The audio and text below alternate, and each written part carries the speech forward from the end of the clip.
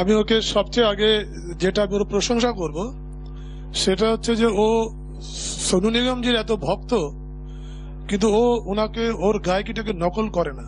এটা একটা খুব বড় কথা।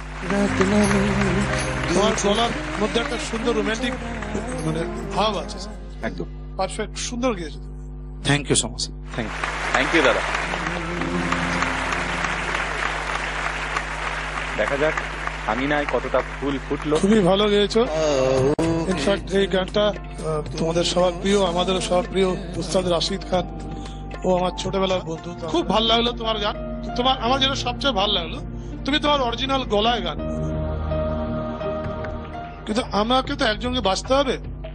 আমি যেই বিষয়টার উপরে আমি জোর দিয়ে বাঁচলাম সেটা হচ্ছে যে সুমনকে আমি বাঁচলাম।